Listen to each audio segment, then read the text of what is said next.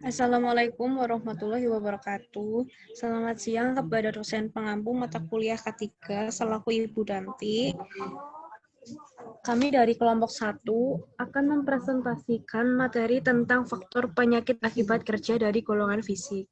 Sebelumnya perkenalkan teman saya dari kelompok 1 yang pertama, Indah Mulyani, NIM 56, 2 Intan Nuraza Putri, NIM 68, 3 Ana Mamluatu Rahma, NIM 79, 4 Aulia Faza Ardela, NIM 91, 5 Sasti Putri Oktavia, NIM 95. Ya, silakan untuk teman-teman bisa menjelaskan materinya. Perkenalkan, saya Indah yang akan menjelaskan materi tentang pengertian penyakit kerja, faktor-faktor penyebab penyakit, dan faktor dari golongan fisik yaitu bising. Yang pertama yaitu pengertian penyakit akibat kerja. Penyakit akibat kerja adalah penyakit yang disebabkan oleh pekerjaan, alat kerja, bahan, proses maupun lingkungan kerja. Penyakit akibat kerja adalah penyakit yang mempunyai penyebab yang spesifik atau asosiasi yang kuat dengan pekerjaan. Pada umumnya terdiri dari satu agen penyebab, harus ada hubungan sebab akibat antara proses penyakit dan hazard di tempat kerja. Faktor-faktor penyebab penyakit akibat kerja. Penyakit akibat kerja di laboratorium kesehatan umumnya berkaitan dengan yang pertama yaitu golongan biologis, seperti kuman patogen yang umumnya berasal dari pasien, seperti sampel darah, urin, feses maupun cairan-cairan lainnya. Yang kedua yaitu golongan kimia, seperti pemaparan dalam dosis kecil namun terus-menerus seperti antiseptik pada kulit, zat kimia atau solvent yang menyebabkan kerusakan hati. Yang ketiga yaitu golongan fisiologi atau ergonomi. Contohnya yaitu cara duduk yang salah, cara mengangkat pasien yang salah. Yang keempat yaitu dari golongan psikologi, seperti ketegangan di kamar penerimaan pasien, gawat darurat, karantina, dan lain-lain. Dan yang kelima yaitu golongan fisik, yang akan dijelaskan oleh kelompok kami. Next.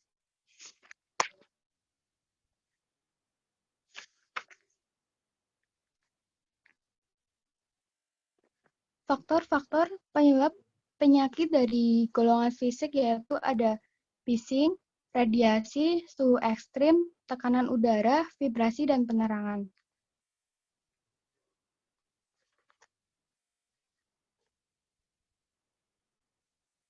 Selanjutnya tentang bising. Kebisingan adalah bunyi yang tidak diinginkan dari usaha atau kegiatan dalam tingkat dan waktu tertentu yang dapat menimbulkan gangguan kesehatan manusia dan kenyamanan lingkungan. Beberapa sumber bising yang mungkin terjadi yaitu seperti bising mesin produksi pada pabrik, racing mesin jet, mesin turbin pada kapal laut, letusan senjata, bising pada mesin pemotong rumput, bising alat memecah beton maupun dari yang lainnya. Selanjutnya jenis-jenis kebisingan. Yang pertama yaitu bising kontinu atau terus-menerus, seperti suara pada mesin, kipas angin, dan lain-lain. Yang kedua yaitu bising intermiten atau terputus-putus, yang terjadi tidak terus-menerus seperti suara lalu lintas, suara pesawat terbang. Yang ketiga yaitu bising impulsif, yang memiliki perubahan tekanan suara melebihi 40 desibel dalam waktu yang cepat sehingga mengejutkan pendengarnya, seperti suara senapan mercon. Dan yang keempat yaitu bising impulsif berulang, yang terjadi secara berulang-ulang pada periode yang sama, seperti suara mesin tempa.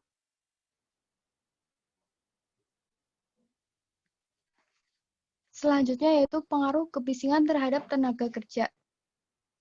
Yang pertama yaitu gangguan fisiologis. Gangguan ini dapat berupa peningkatan tekanan darah, nadi, dan dapat menyebabkan pucat dan gangguan sensoris. Yang kedua yaitu gangguan psikologis.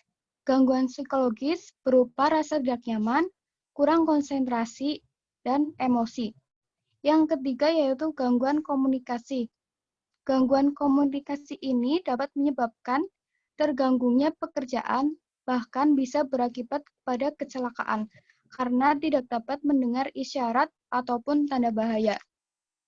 Dan yang keempat yaitu gangguan pada pendengaran atau ketulian, merupakan gangguan yang paling serius, karena pengaruhnya dapat menyebabkan berkurangnya fungsi pendengaran. Gangguan pendengaran ini bersifat progresif, tapi apabila tidak dikendalikan dapat menyebabkan ketulian permanen. Kebisingan juga dapat menyebabkan gangguan pendengaran akibat bising atau GPAP, atau Noise Induced Hearing Loss atau NIHL. Adalah tuli sensorineural di mana terjadi kerusakan sel rambut luar karena paparan bising terus-menerus dalam jangka waktu yang lama. Ketulian biasanya bilateral dan jarang menyebabkan tuli derajat yang sangat berat. NIHL biasanya disebabkan oleh trauma akustik, yaitu cedera pada telinga bagian dalam yang sering disebabkan oleh sering mendengar suara dengan desibel tinggi. Cedera ini dapat terjadi setelah kalian mendengar suara yang sangat keras atau suara dari desibel lebih rendah dalam waktu yang panjang. Berikut ini adalah cara-cara untuk mencegah terjadinya NIHL. Yang pertama yaitu ketahui suara-suara mana yang dapat menyebabkan kerusakan. Yang kedua yaitu gunakan penutup telinga seperti earplug atau perangkat pelindung lainnya saat terlibat dalam aktivitas yang keras. Jika kalian tidak dapat mengurangi kebisingan atau melindungi diri kalian dari itu, menjauhlah. Waspadai suara berbahaya di lingkungan kalian. Jika kalian menduga pendengaran kalian mulai hilang, jalani pemeriksaan medis oleh otolaryngologis atau dokter spesialis penyakit telinga, hidung, tenggorokan, kepala, dan leher, dan tes pendengaran oleh audiologis atau ahli kesehatan profesional yang terlatih untuk mengukur dan membantu orang mengatasi kehilangan pendengaran. Selanjutnya, pemateri selanjutnya akan dijelaskan oleh Sasti. Baik, saya Sasti Putri Octavia akan menjelaskan materi tentang golongan fisik, yaitu tentang radiasi. Radiasi adalah pancaran energi melalui suatu materi atau ruang dalam bentuk panas, partikel, atau gelombang elektromagnetik, cahaya, atau foton dari sumber radiasi. Radiasi dalam bentuk gelombang elektromagnetik atau disebut juga dengan foton adalah jenis radiasi yang tidak mempunyai massa dan muatan listrik. Misalnya adalah gamma dan sinar X.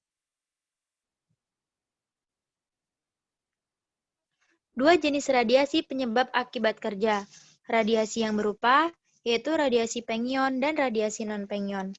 Radiasi pengion adalah radiasi yang berasal dari bahan-bahan radioaktif yang dapat menyebabkan penyakit, seperti sistem darah dan kulit. Sedangkan radiasi non-pengion merupakan radiasi elektromagnetik yang berasal dari peralatan yang menggunakan listrik. Penyakit akibat radiasi dan pencegahan, radiasi nuklir. Radiasi ini berisiko menyebabkan kanker, terutama anak-anak dan orang dewasa muda. Beberapa penyakit kanker tersebut adalah kanker darah, kanker paru-paru, kanker kulit.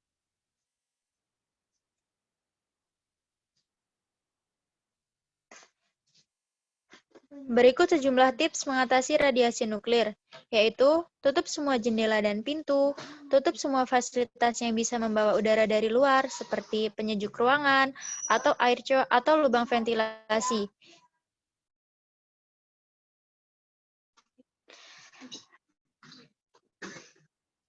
Radiasi elektromagnetik, jika terkena secara berlebih, beresiko memiliki gejala penyakit namun bukan semacam kanker. Maka beberapa gejala yang dapat dialami adalah kurangnya konsentrasi, pusing, kelelahan, gangguan tidur, termasuk insomnia, gelisah dan cemas, turunnya nafsu makan, dan berat badan, mual, depresi, atau mengalami gejala depresi.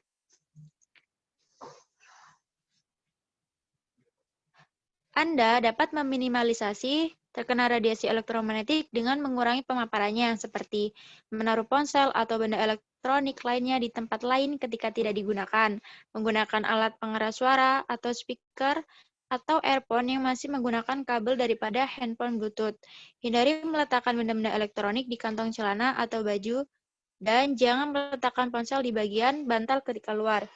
Jadi, deposit terdeposit sebuah radionuklida dalam tubuh, dosis radiasi yang mengenai berbagai organ dan jaringan tubuh terus terakumulasi sampai radionuklida tersebut dieliminasi dengan proses fisik atau biologi. Paparan radiasi pada organ tubuh secara bertahap akan mengalami perubahan laju dosis dengan bertambahnya waktu. Selain itu, iradiasi dari radionuklida ini umumnya terjadi secara tidak merata pada organ dan jaringan target dan sekitarnya. Untuk itu, tingkat kerusakan akibat paparan radiasi pada kesehatan tubuh sangat ditentukan oleh jenis atau kualitas radiasi. Kualitas radiasi ini ditentukan oleh daya tembus dan tingkat ionisasi yang berbeda pada materi biologi. Misalnya, kisaran lintasan partikel alfa yaitu 4-7 megaelektron-volt di udara sekitar 1-10 cm dengan massa besar.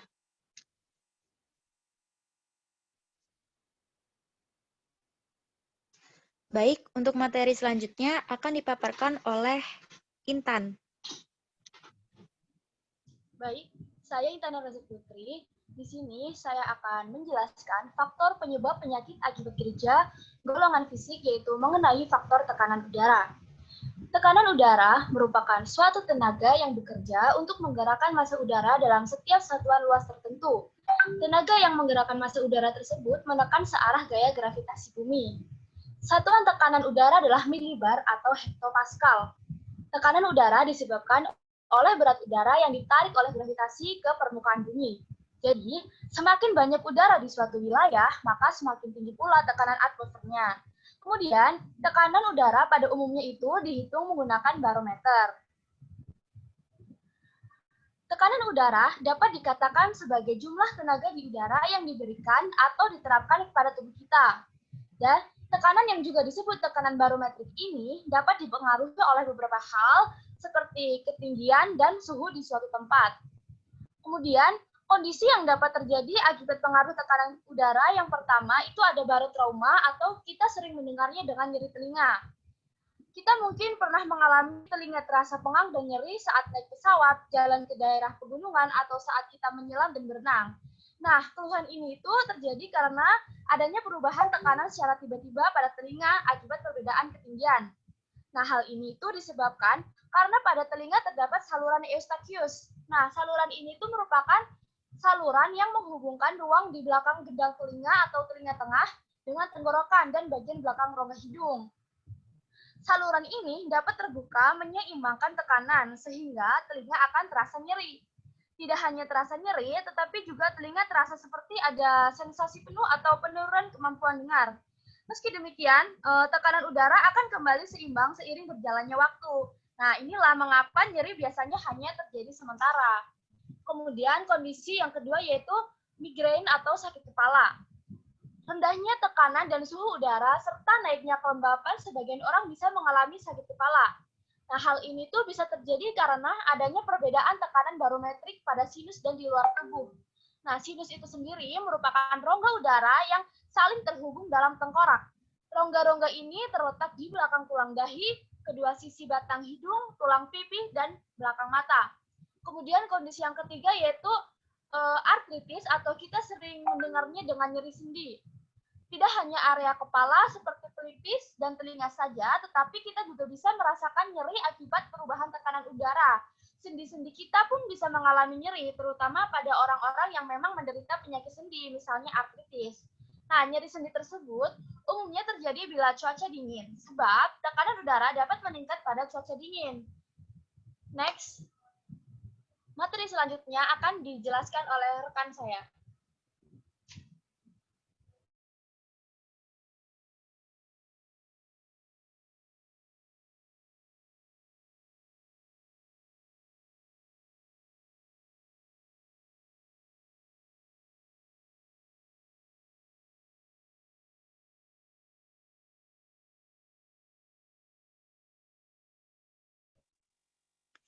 Baik, untuk materi selanjutnya, yaitu efek intensitas penerangan yang kurang maupun berlebih terhadap kesehatan dan keselamatan pekerja, antara lain, yaitu kelelahan mata.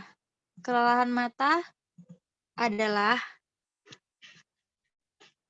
ditandai dengan iritasi pada mata, penglihatan ganda, daya akomodasi menurun, sakit kepala, ketajaman melihat menurun, kepekaan kontras dan kecepatan persepsi menurun. Yang kedua yaitu kelelahan saraf, ditandai dengan gerakan yang lamban, gangguan pada fungsi motorik dan psikologis. Yang ketiga yaitu kesilauan atau glare, cahaya yang tidak diinginkan yang berada dalam jangkauan penglihatan yang menyebabkan ketidaknyamanan, gangguan, kelelahan mata, atau gangguan penglihatan. Dan terdapat 3 jenis kesilauan yang mengakibatkan gangguan penglihatan, yaitu disability glare, discomfort glare, dan reflected glare. Disability glare yaitu merupakan cahaya yang sangat mengganggu karena mata secara langsung, yaitu menerima silau cahaya yang dipancarkan, seperti contohnya menatap matahari yang dapat efeknya merusak mata, bahkan mungkin dapat mengakibatkan kebutaan. Yang kedua yaitu discomfort glare, yaitu merupakan sumber cahaya atau lumineers yang cahayanya lebih besar daripada mata yang dapat beradaptasi. Yang ketiga yaitu reflected glare, merupakan kesilauan yang disebabkan oleh pantulan cahaya yang mengenai mata kita, dan pantulan cahaya ini berasal dari semua permukaan benda yang mengkilap, seperti langit-langit, kaca dinding, meja kerja, mesin-mesin, dan masih banyak lainnya yang berada dalam lapangan penglihatan atau visual field. Dan ada juga masalah kesehatan lainnya, yaitu seperti kelelahan kerja atau fatigue, stres, kelelahan mental, yaitu dengan sakit kepala, menurunnya daya konsentrasi, dan kecepatan berpikir. Juga, efek ini meningkatkan resiko kecelakaan kerja.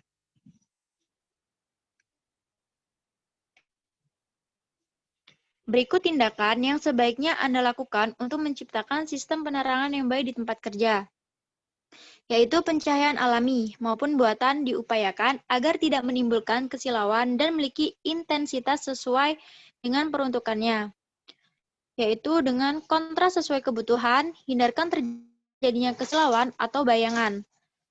Untuk ruang kerja yang menggunakan peralatan berputar, dianjurkan untuk tidak menggunakan lampu neon. Penempatan bola lampu dapat menghasilkan penyinaran yang optimum, dan bola lampu harus sering dibersihkan. Menghindari penggunaan cat yang mengkilat, yaitu glossy paint pada mesin atau meja dan tempat kerja. Menggunakan cahaya difusi atau cahaya merata untuk menyediakan atmosfer pekerjaan yang baik. Memilih tipe dan daya lampu yang tepat untuk ruang atau area kerja. Perihal tipe lampu, yaitu dengan memilih tipe fluorescent untuk perkantoran dan tipe high pressure sodium atau metal halide untuk industri atau pabrik. Gunakan lebih banyak lampu dengan daya kecil daripada menggunakan lebih sedikit lampu dengan daya yang besar. Lakukan modifikasi sistem pencahayaan yang sudah ada atau bila diperlukan, seperti mengubah ketinggian lampu berdasarkan objek kerja, mengubah posisi lampu, menambah atau mengurangi jumlah lampu, mengerti jenis lampu, dan lain-lain. Dan yang terakhir yaitu lakukan modifikasi pekerja jika diperlukan, seperti mengubah posisi kerja untuk menghindari bayangan, kesilauan, dan pantulan, untuk membawa pekerja lebih dekat dengan mata sehingga objek terlihat secara jelas. Untuk materi selanjutnya akan dijelaskan oleh Ana. Ya, saya Ana Mulatul Rahma akan menjelaskan tentang suhu udara ekstrim. Suhu udara ekstrim adalah kondisi suhu udara yang mencapai 3 derajat Celcius atau lebih di atas nilai normal setempat. Peningkatan suhu dapat menghasilkan kenaikan prestasi kerja, namun di sisi lain dapat pula menurunkan prestasi kerja.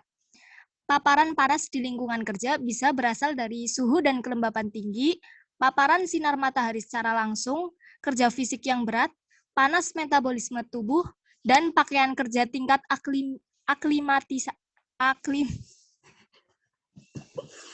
aklimatisasi. Selanjutnya, Kondisi ekstrim pada lingkungan kerja sebaiknya dihindari karena tekanan atau terpaan panas yang mengenai tubuh manusia dapat mengakibatkan berbagai permasalahan kesehatan hingga kematian. Kematian tersebut diakibatkan oleh berbagai penyakit yang diakibatkan oleh terpaan panas pada tubuh. Ada beberapa penyakit kondisi ekstrim pada lingkungan kerja. Yang pertama ada heat rash, merupakan gejala awal yang berpotensi menimbulkan penyakit akibat tekanan panas. Penyakit ini berkaitan dengan panas, kondisi lembab di mana keringat tidak mampu menguap dari kulit dan pakaian. Penyakit ini mungkin terjadi pada sebagian kecil area kulit atau bagian tubuh. Meskipun telah diobati pada area yang sakit, produksi keringat tidak akan kembali normal untuk 4-6 minggu. Yang kedua ada heat syncope, adalah gangguan induksi panas yang lebih serius. Ciri dari gangguan ini adalah pening dan pingsan akibat berada dalam lingkungan panas pada waktu yang cukup lama. Yang ketiga ada heat cramp, merupakan penyakit yang menimbulkan gejala seperti rasa nyeri dan kejang pada kaki, tangan, dan abdomen, banyak mengeluarkan keringat. Hal ini disebabkan karena ketidakseimbangan cairan dan garam selama melakukan kerja fisik yang berat di lingkungan yang panas. Selanjutnya akan dijelaskan oleh rekan kelompok kami. Ya, saya Oliva Sardella akan menjelaskan tentang vibrasi atau getaran. Getaran adalah gerak bolak-balik partikel atau benda dari posisi ekuilibriumnya. Gerakan bolak-balik tersebut bisa secara periodik atau juga acak. Getaran periodik bisa kita temukan pada pendulum menggantung yang sekalipun menurut Anda itu hanya goyangan perlahan, gerakan bolak-balik. Pendulum tersebut sudah masuk ke dalam kategori getaran, sedangkan getaran acak dapat Anda temukan pada roda mobil yang sedang berjalan di jalanan rusak. Contoh klasik sistem vibrasi sederhana adalah suatu massa M diikatkan di sebuah spring dengan kekakuan K, kemudian diberi simpangan dari positionnya, maka massa tersebut akan bergerak bolak-balik. Gerakan tersebut biasanya disebut dengan vibrasi. Dampak dari getaran adalah terjadinya suhu bising, turunnya kinerja dan performa pompa, serta dapat merusak komponen pada pompa terutama pada poros dan bantalan.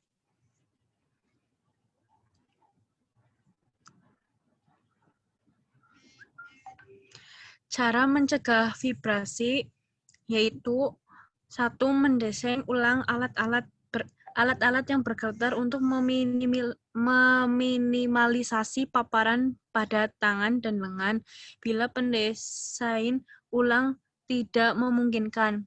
Anda bisa mengurangi efek getaran dengan cara meredam getaran atau damping. Damping adalah suatu mekanisme untuk meredam getaran dengan cara menempelkan suatu sistem resonansi pada sumber getaran. 2. Gunakan alat-alat yang bergetar tidak lebih dari 2 jam, tergantung nilai percepatan getaran. Energi yang dipindahkan oleh suatu getaran tergantung pada lama pemaparan. Untuk mengurangi kemungkinan terjadinya penyakit akibat getaran terhadap pekerja, maka ILO tahun 1978 menganjurkan waktu pemaparan tidak lebih dari 2 jam.